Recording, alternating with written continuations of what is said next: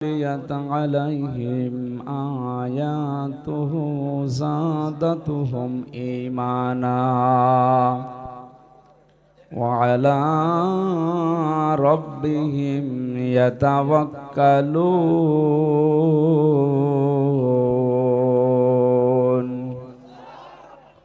صدقت يا ربنا اللهم صل على سيدنا مولانا محمد وعلى آل سيدنا مولانا محمد سبحانك لا علم لنا إلا ما علمتنا إنك أنت العليم الحكيم ফেরাউন দেখেন নিও হেদায়েত পায়নি কেন? কারণ ও শেষ পর্যায়ে চলে গিয়েছিল জুলুমের। আমার মনে হচ্ছে 15.5 বছরে যারা জুলুমের শেষ পর্যায়ে পৌঁছে গেছে এই মানুষগুলো আর ফিরে আসবে না।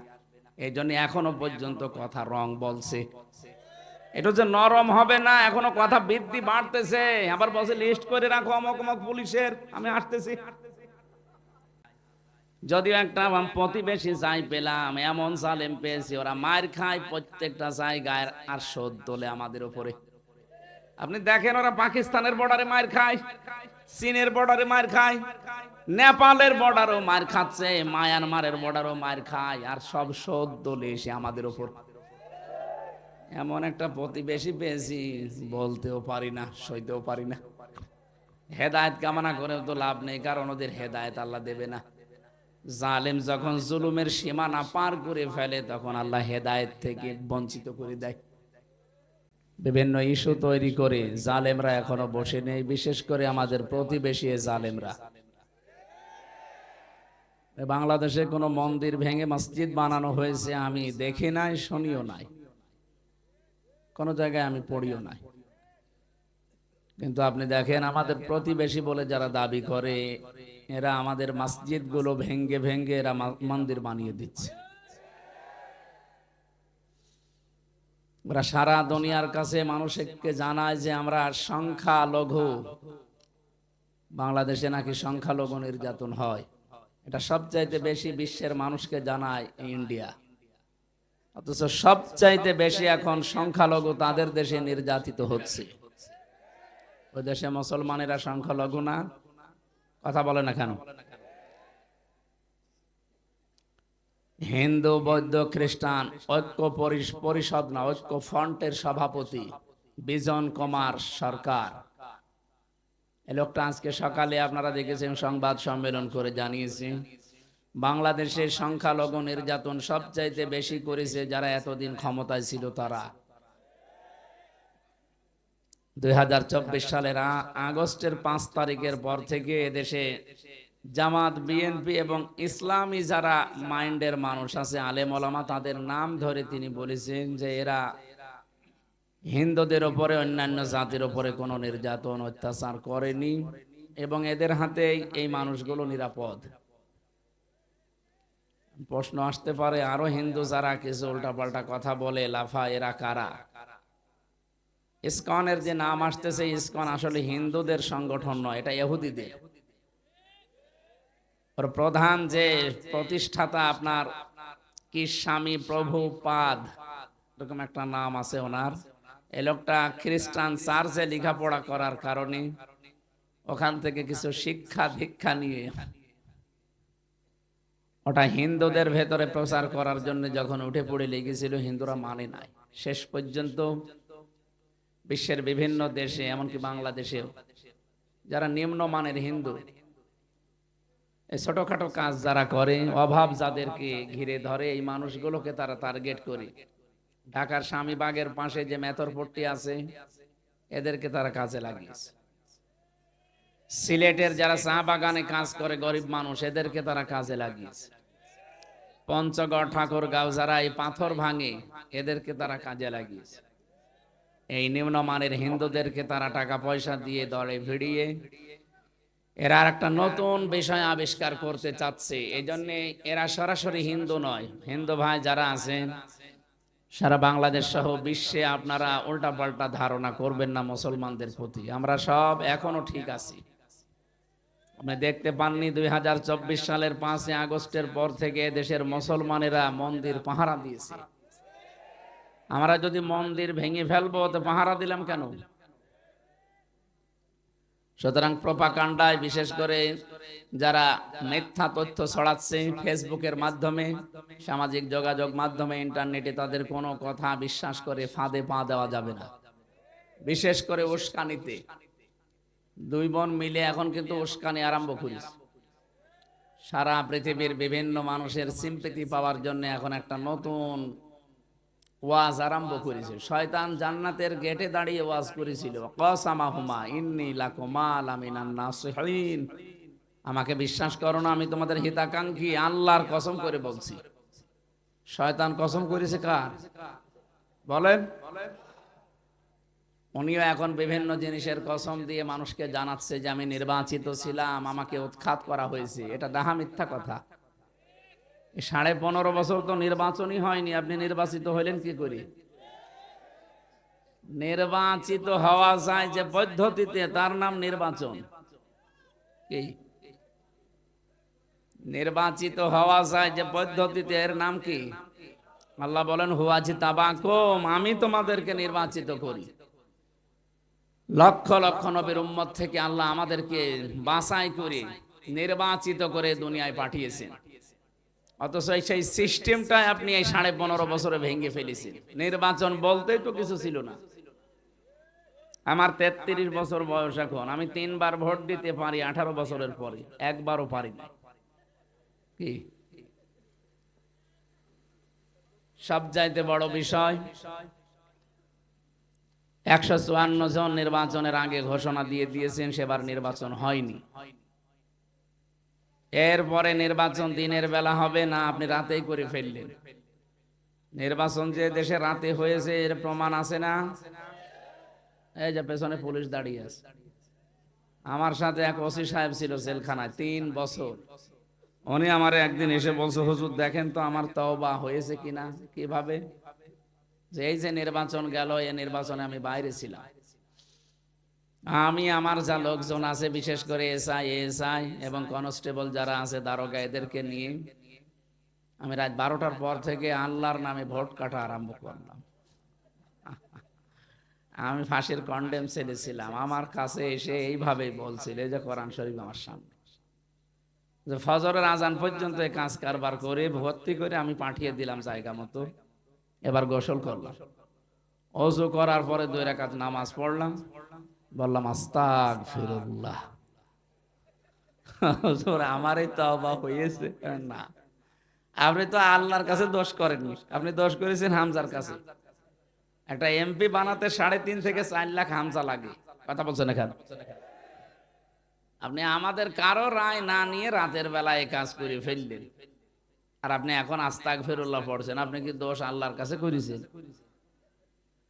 এজন্য আপনার তাওবা হয়নি। হ্যাঁ, তাওবা করবেন তাদের কাছে, অপরাধ করেছেন যার কাছে। তাওবার যে 3টা শর্ত, প্রথম হচ্ছে আপনি অনুশোচনা করবেন, 2 নম্বরে স্বীকার করবেন। স্বীকার করবেন কার কাছে? দোষ করেছেন যার কাছে। আপনি তো আল্লাহর কাছে দোষ করেননি যে আস্তাগফিরুল্লাহ পড়লে আল্লাহ মাফ করে দিবে। আপনাকে স্বীকার করা লাগবে 3.5 থেকে 4 লাখ হামজা এবং হামজার স্ত্রী যারা আছে, বোন যারা আছে, মা যারা আছে, এদের কাছে হয়তো আপনি বাড়ি বাড়ি গিয়ে মাপ চেয়ে নিলেন, কিন্তু ভয়ঙ্কর বিষয়, এই 3.5 বছরে অনেক মানুষ দুনিয়া থেকে বিদায় নিয়েছে, তাদের কাছে মাপ চাবেন কি করে? এই জন্য সবচাইতে বড় ক্ষতি হয়ে গেল এই 15.5 বছর জালেমকে টিকিয়ে রাখতে যারা ডাইরেক্ট ইনডাইরেক্ট সাহায্য করেছেন, তাদের দুনিয়াও শেষ, আখিরাতও শেষ। পেছনে তারা দাঁড়িয়ে আছে, এই পুলিশগুলো হয়তো এগুলো করেনি, কিন্তু অনেকে করেছে যারা এখনো চাকরিতে যোগ দেয়নি। কারণ তারা জানে যে আমরা যা করেছি কেউ না জানে, আমি নিজে তো জানি, জনগণের সামনে পড়লে এখন পিটিয়ে মেরে ফেলবে। এই জন্য এই মিথ্যা কথা ছড়ানো থেকে বিরত থাকা দরকার। আপনি একটা হাজি মানুষ, কি মিথ্যা কথা ছড়ালে হাজিদের বদনাম হবে না? যে আমরাও তো হাজি দুইজনেই। আপনি যে মিথ্যা কথা ছড়াচ্ছেন, আপনার নামে কয়েকদিন পরে দেখবেন আর হাসি বলবে না, বলবে পাজি। সেইটা তো আমাদের নামও চলে আসবে। এত টাকা খরচ করে হজ করলাম, আর এখন যদি পাঁচই শোনা লাগে আপনার কারণে, এই জন্য আশা করছে মিথ্যা তথ্য আর ছড়াবেন না। তামাম দুনিয়া জানে যে আপনি মিথ্যা কথা বলেন, অন্তত এই বিষয়ে আর মিথ্যা ছড়াবেন না। কিসের রাজনীতি করে কিসের নির্বাচিত হয়েছিলেন আল্লাহ ভালো জানে। একবারও নির্বাচন এই 15.5 বছরে হয়নি। সুতরাং 8 সাল থেকে 24 সাল পর্যন্ত যারা নির্বাচনের মাধ্যমে মানুষকে প্রহসন দেখিয়েছেন, এরা যদি নামের পরে সাবেক এমপি সাবেক মন্ত্রী লেখে জায়েজ নেই। কারণ আপনি তো নির্বাচিত ছিলেন না, আপনাকে আমরা ভোট দেইনি, আপনি ভোট চোর। খুব বেশির থেকে বেশি আপনি পোস্টারে লিখতে পারেন সাবেক ভোট চোর। সাবেক এমপি সাবেক মন্ত্রী লেখা ঠিক না। আর এই 15.5 বছরে যা টাকা পয়সা নিয়েছেন, রাষ্ট্রের বেতন ভাতা যাই বলেন, এগুলো সব ফেরত দেওয়া লাগবে। যেহেতু নির্বাচন হয়নি, আপনি এগুলো নেওয়াও বৈধ হয়নি, এগুলো ফেরত দেবেন, জনগণের কাছে ক্ষমা চাইবেন নিঃস্বার্থ ভাবে। এরা যদি মন থেকে বলে ঠিক আছে মাফ করে দিলাম, তাহলে আপনি পরিত্রাণ পাবেন। তাছাড়া মাফ পাওয়ার কোনো কায়দা নেই।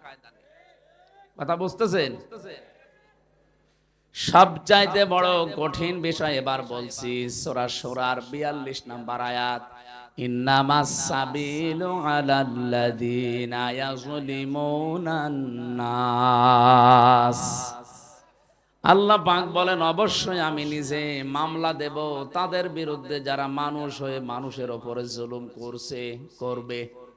ইয়াজলিমুনা মুজারে, বর্তমান ভবিষ্যৎ, প্রেজেন্ট ফিউচার। এখানে আল্লাহ ইয়াজলিমুন আল মুসলিমুনা দেয়নি, ইয়াজলিমুন আন নাস দিয়েছেন। হিন্দু কি মানুষ না? এই কথা বলছেন না কেন? বিশ্বজিৎ কি মানুষ ছিল না? হিন্দু হতে পারে কিন্তু তো মানুষ, আপনি কেন মানলেন? আবার আর ফাহাদ কি মানুষ না? ও মুসলমান হতে পারে, সে তো মানুষ। কথা বলেন না কেন? সুতরাং মানুষ হয়ে যারা মানুষের উপরে জুলুম করে, অত্যাচার করে, তাদের বিরুদ্ধে মামলা হামজা না দিলেও দেবে কে? 1628টা চেয়ার ছিল এই দেশে, মেন চেয়ার। এই চেয়ারে 15.5 বছরে যারাই দায়িত্বে ছিলেন, আল্লাহর কসম প্রত্যেকেই আল্লাহর মামলার আসামি। বাদী যত বড় হয়, মামলা কিন্তু এরকম কঠিন হয়ে যায়। এখানে কথা বলেন, কি সমস্যা কি?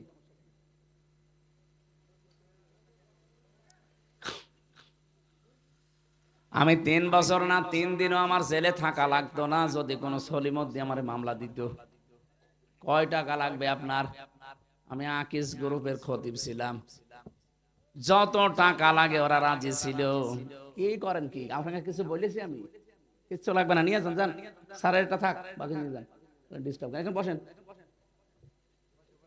আবার এখন কোনে কোথায় যাচ্ছেন? বসেন বসেন। মাহফিল যারা দেয় আসলে এরা শোনে না, বিভিন্ন ঝামেলায় থেকে নষ্ট করে ফেলে। একদম নড়াচড়া করবেন, ওই জায়গায় একদম স্টপ হয়ে বসে থাকেন। এত রাতে কি কথা বলার, কথা শোনার এনার্জি থাকে?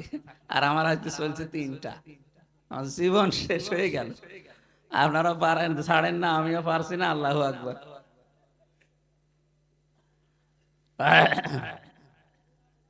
আমার ভাইরা, পাবনাবাসী, যে কথা বলছিলাম, আল্লাহর মামলার আসামি আমি। যেহেতু টার্গেট ছিলাম রাষ্ট্রের, এই কারণে আমারে ছাড়ে নাই। আমার মামলার সরাসরি বাদী ছিল যারা পালিয়েছে ওরা।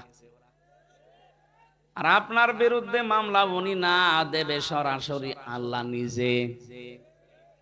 এই জন্য আপনাদের কপাল শেষ। আল্লাহু লা ইয়াহদিল কওমাজ জালিমিন। ইয়াহদি এইটাও মজারে, বর্তমান ভবিষ্যৎ, প্রেজেন্ট ফিউচার। আল্লাহ বলেন জালেমদের আমি হেদায়েত দিচ্ছি না, দেব না। কি করলেন আপনি?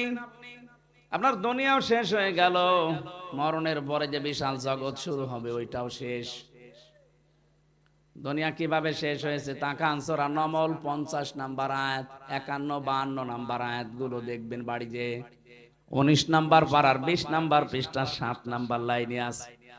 আল্লাহ পাক বলেন ফাতিলকা বুয়ুতুহুম খাবিয়াতাম বিমা যালামু। আল্লাহ যেন আঙ্গুল দিয়ে এভাবে দেখাচ্ছে, ফাতিলকা বুয়ুতুহুম, বাইতুনের বহু বচন বুয়ুত, শব্দ শুরু করেছেন আল্লাহ ফা দিয়ে। আল্লাহ এইভাবে দেখিয়েছেন নবী এই সেই ঘরগুলো, বাইতুন না দিয়ে বুয়ুত দিয়েছেন, এরপরে হোম আছে বহু, এই যে জমির, এই সেই ঘর। আপনি একটু তাকান এ ঘরের দিকে, খাবিয়াতাম বিমা যালামু, এগুলো আমি পরিত্যক্ত করে দিয়েছি, ওজাড় গৃহ বানিয়ে দিয়েছি, জনশূন্য করে দিয়েছি। কেন? এদের জুলুমের কারণে। এই সমস্ত ঘরগুলোতে জুলুমের সলা পরামর্শ হতো, দুর্বিসন্ধি হতো, ষড়যন্ত্র হতো। একটা যে কত বাস্তব, 2024 সালের 5 আগস্টের বিকাল 5টা বাজতে বাজতে আল্লাহ আজটা দেখিয়েছেন। এদেশে 630টা থানা, যতগুলো জায়গায় জালেমদের বাড়ি আপনি দেখেন সবগুলো পরিত্যক্ত হয়ে গেছে। এর বাস্তব আমার কুষ্টিয়ার হানিফের বাড়ি। গত পরশুদিন আমি আসার সময় দেখেছি বাড়িটা এখন আর বাড়ি নেই, উজাড় গৃহ হয়ে গেছে। আল্লাহ যে খাবিয়াতান দিয়েছেন এর প্রমাণ এদেশের জালেমদের বাড়িগুলো। আল্লাহ এতটুকু যদি শেষ করে দিতেন এই আয়াতটা আমি বলতাম না, এর পরে আমাদের জন্য শিক্ষা আছে। ইন্না ফি যালিকা লায়াতাল লিকাউমিন ইয়ালামুন। মাঝখানে লাম, এটা লামে তাকিদ। আল্লাহ গ্যারান্টি দিচ্ছে, তাকিদ দিচ্ছে, অবশ্যই এর ভেতরে শিক্ষা আছে। কাদের জন্য? যারা জ্ঞানী। তাহলে আমাদের জন্য এখানে শিক্ষা কি? তাফসিরে মাযহারি মুফাসসির লিখেছেন এটা লূত নবী আলাইহিস সালামের জামানার ঘটনা। ওই মানুষগুলো সমকামিতায় লিপ্ত ছিল। আল্লাহ এত রাগান্বিত হয়েছিলেন ওদেরকে পুরা উল্টিয়ে ওটা এখন ডেড সি, মৃত সাগর বানিয়ে দিয়েছে, এখনো জর্ডানে আছে। আজ এই দেশে অনেকে সূক্ষ্ম কায়দায় সমকামিতা আরম্ভ করার জন্য বিভিন্ন পায়তারা করছেন। আল্লাহর পুরা সিস্টেমকে আপনি উল্টিয়ে ফেলতে চান। যজ্ঞিনা লিন্নাসি হুব্বুশ শাহাওয়াতি মিনান নিসা। আল্লাহ বলেন আমি আকর্ষণ তৈরি করে দিয়েছি এই পৃথিবীতে 7টা জিনিসের প্রতি, তার 1 নম্বরে নারী। কে? নারীর প্রতি পুরুষের আকর্ষণ, এটা স্বাভাবিক, আল্লাহ বানিয়ে দিয়েছে। সেইটা এখন পুরা উল্টিয়ে আপনি পুরুষে পুরুষে, নারীতে নারীতে বিয়ে করবেন। এই কাজগুলো যারা আরম্ভ করতে চাচ্ছেন তারা আল্লাহর বিধানে হাত দিচ্ছেন। আল্লাহর বিধানে হাত দিলে কি হয় আপনি 5 দিনেই টের পেয়েছেন। এই বাংলাদেশে একটা দল বলতো ক্ষমতার উৎস আল্লাহ, তাদেরকে আপনারা নিবন্ধন বাতিল করে দিয়েছিলেন। কথা বলেন না কেন? শুধু এতটুকুই শেষ করেননি, নিষিদ্ধ পর্যন্ত করেছিলেন 1 তারিখে। যেহেতু আল্লাহ সব চাইতে বড়, সব ক্ষমতার উৎস, এটা বিশ্বাস করতো তারা, আপনি তাদেরকে নিষেধ করে দিলেন। আল্লাহ এমন কায়দা করেছে, এমন ধরা ধরেছে, 5 দিনে আপনাকে নিষিদ্ধ করে দিয়েছে। এখন পরিচয় দেওয়ার মতো আপনার মুখ আছে দুনিয়ায়? কার কাছে যে বলবেন যে আমি অমুক দল করি, পিটিয়ে মেরে ফেলবে মানুষ। এই জন্য আমাদের এই আয়াত থেকে শিক্ষা নেওয়ার বিষয়, 15.5 বছর যারা এত বড় শিকড় তৈরি করেছিল, একেবারে গভীর থেকে গভীর পর্যন্ত এদের শিকড় ছিল। পিয়ন থেকে শুরু করে রাষ্ট্রপ্রধান পর্যন্ত সব জায়গায় সেট করা তাদের লোক। 15.5 বছর চালিয়েছে। এত শিকড় তৈরি করার পরে আল্লাহ বলেন আমি শিকড় কেটে দিয়েছি। ফাকুতিআ দাবিরুল কওমিল্লাযিনা যালামু আলহামদুলিল্লাহি রাব্বিল আলামিন। জালেমদের শিকড় কেটে দিয়েছেন কে? এজন্য তো ঘর বাড়িগুলো আজ উজাড় গৃহ হয়ে গেছে, জনশূন্য। 3 দিন আগের পত্রিকা দেখলাম, সবচাইতে বড় দামি বাড়ি আমরা যারা মনে করতাম ঢাকার ওইটা, অনেকে যে আবেগে চুমা খেত, অথচ পরিত্যক্ত হয়ে গেছে এখন 3 মাসে। পরশুদিনও দেখলাম 7-8 জন মিলে একসাথে টয়লেট করছে, মনে হচ্ছে জামাতবদ্ধ প্রসাব চলছে। 3 মাসে যদি আল্লাহ অবস্থা করে দিতে পারে, 3টা বছর সেজেছেন, নাম চিহ্ন পর্যন্ত জালেমদের জমিনে থাকবে না। আমি আবার বলছি, তাহলে আমাদের এখানে শিক্ষা কি? লাম দিলেন আল্লাহ, যে তাকিদ দিয়ে আমাদেরকে কে জানাতে চান? উনি জানাতে চেয়েছেন বাংলার মানুষেরা এত বড় শিকড় তৈরি করার পরও যদি ওদেরকে আমি একেবারে খবিয়াতান বানিয়ে দিতে পারি, পরিত্যক্ত করে দিতে পারি, আগামীতে যারা চেয়ারে বসবে এরা যদি জালেম হয়, তাদেরও আমি আল্লাহ বাড়ি ঘর পরিত্যক্ত করে দেব। কথা বোঝে? যেন আমরা যেন জালেম হয়ে না যাই। যদিও একটা প্রতিবেশী যাই পেলাম, এমন জালেম পেয়েছি, ওরা মার খায় প্রত্যেকটা জায়গায়, আর শোধ তোলে আমাদের উপরে। আপনি দেখেন, ওরা পাকিস্তানের বর্ডারে মার খায়, চীনের বর্ডারে মার খায়, নেপালের বর্ডারও মার খাচ্ছে, মায়ানমারের বর্ডারও মার খায়, আর সব শোধ তোলে এসে আমাদের উপর। এমন একটা প্রতিবেশী পেয়েছি, বলতেও পারি না, সইতেও পারি না। হেদায়েত কামনা করেও তো লাভ নেই, কারণ ওদের হেদায়েত আল্লাহ দেবে না। জালেম যখন জুলুমের সীমানা পার করে ফেলে, তখন আল্লাহ হেদায়েত থেকে বঞ্চিত করে দেয়। ফেরাউন দেখেন নিও হেদায়েত পায়নি কেন? কারণ ও শেষ পর্যায়ে চলে গিয়েছিল জুলুমের। আমার মনে হচ্ছে 15.5 বছরে যারা জুলুমের শেষ পর্যায়ে পৌঁছে গেছে, এই মানুষগুলো আর ফিরে আসবে না। এই জন্য এখনো পর্যন্ত কথা রং বলছে, এটা যে নরম হবে না, এখনো কথা বৃদ্ধি বাড়তেছে। আবার বলছে লিস্ট করে রাখো অমক অমক পুলিশের, আমি আসতেছি। লজ্জা আছে? সারা দুনিয়ার ইতিহাস আপনি পাল্টিয়ে ফেললেন। এই পৃথিবীতে আজ পর্যন্ত আমি শুনিনি যে 350 এমপি একবারে হারিয়ে যায়। দেশটা কত রসাতলে নিয়ে গিয়েছিলেন যে জাতীয় মসজিদের ইমামও পালিয়ে গেছে। কিছুদিন আগে আবার জোর করে ওই জায়গা নেওয়ার জন্য এসেছিল, জনগণ জুতা দিয়ে পিটিয়েছে। পরের দিন আবার দেখি স্ট্যাটাস দিয়েছে যে জনগণ জুতা মেরেছে, কিন্তু আমার গায়ে লাগেনি। শয়তান! মানুষের কমন সেন্স কোথায় গিয়ে পৌঁছেছে? বিবেক বলেন তো। একটা ইমাম সাহেবকে মানুষ যদি জুতা মারে, ওই রকম মানুষের ইমামতি করা ঠিক? শুধু মসজিদের ইমাম না, রাষ্ট্রের ইমামও তো ঠিক না। 3 দিন না 4 দিন আগে আমি মৌলভী বাজার থেকে ওরা আমারে হেলিকপ্টারে দিয়ে গেল। আসার সময় পাইলটকে বললাম, এই যে হুক লাগানো আছে, আমার হাত পড়েছিল। মানে আমার দিকে তাকিয়ে বলছে, ওখানে হাত দেবেন না, হুকটা যদি ছড়ে যায় পড়ে যাবে। মনে মনে ভাবছিলাম, আল্লাহ, 2 বোন যখন পালিয়ে গেল, একটু হুকটা খুলে গেল না কেন? হুকটা খুলে গেলে তো পড়ে যেত। তাহলে এই ঝামেলা এখন আর হয় না। এখন এই যে মাঝে মাঝে ইস্যু তৈরি করে ওখান থেকে বসে বসে, আর ওইগুলো নিয়ে দেশের কিছু আবেগলা মানুষ মনে করে হ্যাঁ কাজ হচ্ছে, কিছুই হচ্ছে না। দেখেননি গোপালগঞ্জের পেছনে কিভাবে লাল করে দিয়েছে পুলিশ? এখন আর ওই পুলিশ নেই, ঝামেলা করলে আবারও লাল করে দেবে। এই জন্য আমরা কোনো ফাঁদে যেন পা না দেই। কিচ্ছু হয়নি, সব ঠিক আছে। কিছু ষড়যন্ত্র যা চলছে সব মিটে যাবে, সব ধুলি কণার মতো উড়ে যাবে ইনশাআল্লাহ। আমরা ঐক্যবদ্ধ যেভাবে হচ্ছে জাতি, এভাবে সত্যি যদি দেশের জন্য এক হয়ে থাকতে পারি, সারা দুনিয়া একদিকে হয়ে গেল, কিচ্ছু হবে না আমাদের। কিন্তু ঐক্যবদ্ধ ভেতরে যদি কেউ ফাটল ধরায় কোনো মুনাফিক, আবার কিন্তু সামনে সমস্যায় পড়া লাগবে। বাংলাদেশ এখন উহুদের ময়দানের মতো আছে। কি উহুদের ময়দানে মানুষ মনে করেছিল যা বিজয় হয়ে গেছে, এবার যে গনিমতের মাল পোড়াতে গিয়েছে নবীজির আদেশ বাদ দিয়ে, তখন ঠিক আবার অতর্কিত হামলায় অনেক মানুষ মারা গিয়েছে। আমাদের অবস্থা ঠিক এখন উহুদের ময়দানের মতো আছি। একটু ছাড় পেয়ে, ফ্রি পেয়ে, মন যা বলছে আমরা যেন তাই না করি। অনেকে কিন্তু আরম্ভ করেছে দেখতে পাচ্ছি, কথা বলেন না কেন? অনেকেই তাদের সে পুরাতন অভ্যাসে আবার ফিরে যাচ্ছেন, সাদাবাজি করা, বিভিন্ন বাজার দখল করা।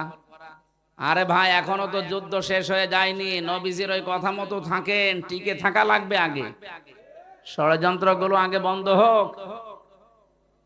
মামলা যা হয়েছে 160টা হবে না, 560টা মামলা লাগবে।